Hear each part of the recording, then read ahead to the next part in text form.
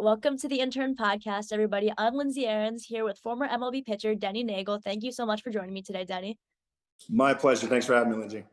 All right, so the World Series is starting tonight. Do you have any predictions? Who's winning it all, and how many games do you think it's going to take? Oh boy, you put me on the spot. I actually, because I did a radio show right when the World Series started last year, Mm. and of course I was biased because I played for the Braves.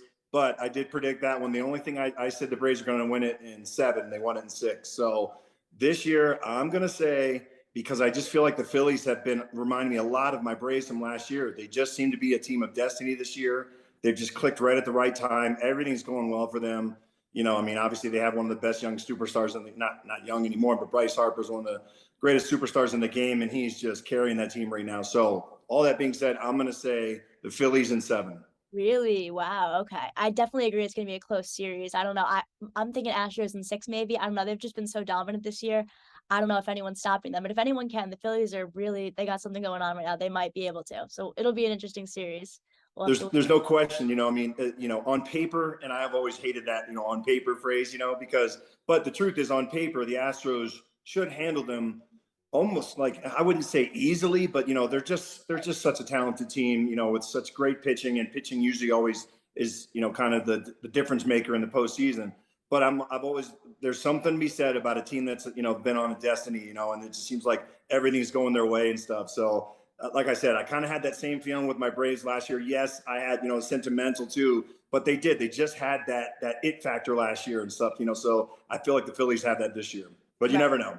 No, definitely. And like you said, pitching in the postseason obviously is huge. And I know that you've had some experience pitching in the World Series. Can you tell me a little bit about the preparation that went into that and the experience itself of pitching in a World Series game? Yeah, so it's so crazy because everything is, you try to tell yourself it's just another game, and stuff, and it's 60 feet 6 inches. There's still 3 strikes and 4 balls and everything else and stuff. But the fact is, once you get out there and you see, celebrities coming out, left and right and everything, and the crowds are just crazy. The cities are crazy. The media coverage is crazy. There's 30 dozen balls on the table every day you come in the locker room to sign that they hand out to charities and everything else and stuff. So you realize the magnitude of it, and stuff. It isn't just any other game.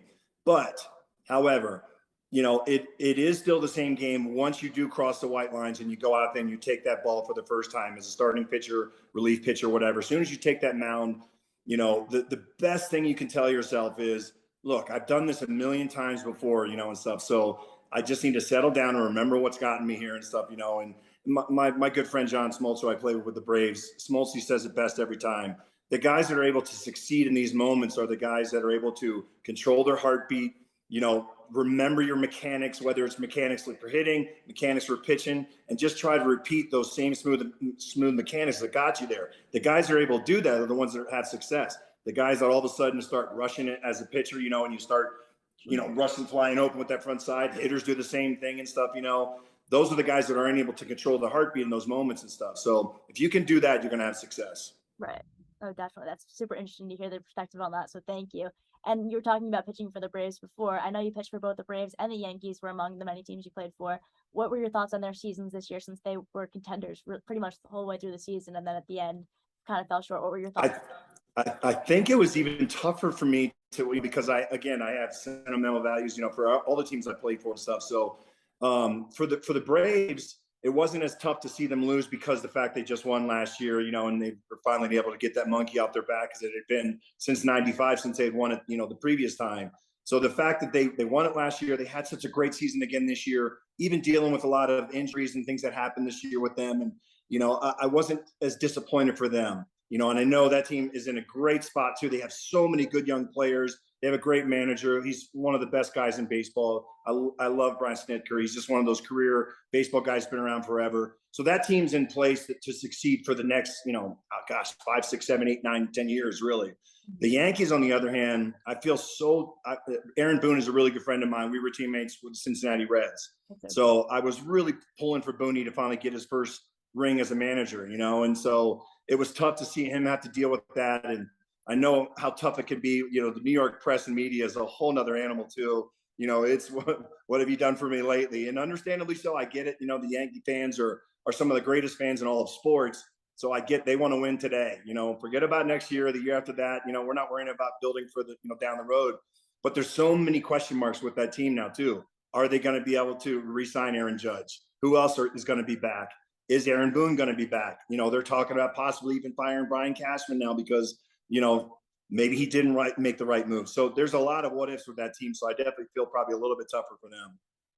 No, definitely. I know a lot of Yankee fans are going through it right now after that perfect season in the beginning didn't have the best ending. But so other than the Yankees and the Braves, you played for plenty of other teams. Do you have a specific favorite of the teams that you played for? Yeah, I would definitely probably say that my time with the Braves was my favorite time, just because I had some of my best years there. Bobby Cox was literally like a father figure to all of us. With all due respect, I mean, I played for Joe Torre, Jim Leland, some of the greatest managers that ever managed ever in the game, but definitely during my time. And with all due respect to all those other guys, there was just something about Bobby. He was a father figure to us when I played, and then when he continued to manage, the guys got even younger, and he almost became like a grandfather figure to some of the guys, after a while. But so it was just a pleasure playing for him. And then on top of that, to be able to pitch in the same rotation with Matt Glavine and Smoltz, three future Hall of Famers at that time.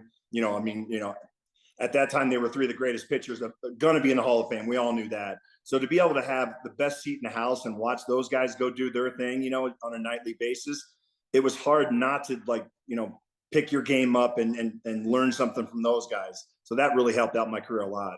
Yeah, I was gonna say, obviously you pitched with pitchers like them, Maddox, Clivy, and Smoltz, and not only did you pitch on the same team with guys who were so great like that, but you were a two-time All-Star over your career, and you won 20 games one season, which led all pitchers in wins. Like, how did it feel to excel among players who you knew were going to be Hall of Famers? It felt really good. I'm not going to lie. I mean, it's one of those things where when you're doing it, again, it's kind of like what I was saying earlier too, when you try to say it's just another game, and you're not going to get that nervous in the World Series.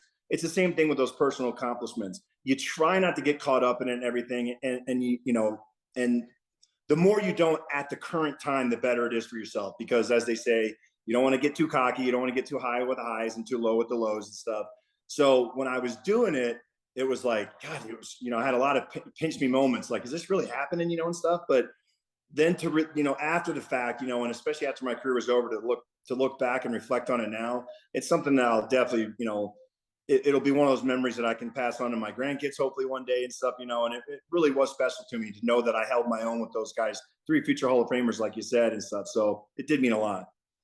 No, definitely. And obviously that season was probably one of the highlights of your career. But is there a specific moment within your career that you would say was the most memorable? Yeah, I mean, it's obviously winning the World Series with the Yankees. That was incredible. I mean, in '96, I was with the Braves and we lost to the Yankees. When we were up, we won the first two games in New York. So, that's tough to do, to win both games on the road. So we came home up 2-0, thinking we got this thing made, so to speak, whatever. But lo and behold, the Yankees came back, with a vengeance and won the next four games. So that was a tough one. And and then because you never know when the next time is you're going to get a chance to go to the World Series again. And then lo and behold, 4 years later, I get traded to the Yankees, and now I'm able to win for the first time my first World Series championship. So to be able to do it, it was almost like, well, this is kind of special now. It stunk so bad to lose that tough one in '96, but then to be able to win my first one in a Yankees uniform. I grew up in Maryland, only a 2-hour train ride, to take for my whole family to come up. And that whole World Series was special too, because it was a subway series. Because obviously normally it's like this year. You play 2 games in Houston and then they go for 3 in Philly. So it's tough for your family members to make both cities. Well, with my family, they just took the train up and were able to stay throughout the whole subway series. So it was pretty incredible. I remember Billy Crystal was filming back scenes for the movie 61 that he shot, about Roger Maris's story and the home run chase and stuff. So he was getting all this background footage, and he had his camera crew there the whole time. So after we won, we're on the field, and Billy's with his camera crew getting all kinds of footage and stuff of us players. And then, so I'm introduced, and I said, Billy, this is my dad, this is my uncle, this is my cousin, this is my brother. Finally, he's like, holy crap, how many Nagels are there, man? So, but it was such a memorable, fun experience I'll never forget that I got to share with my whole family. That's so cool. So I'm really happy to hear that the World Series was so special to you, and I'm excited to see what happens with this World Series. We'll see which one of our predictions are right. So thank you so much for joining me today. This was so cool having you. Thank you so much. Anytime, Lindsay. Thank you.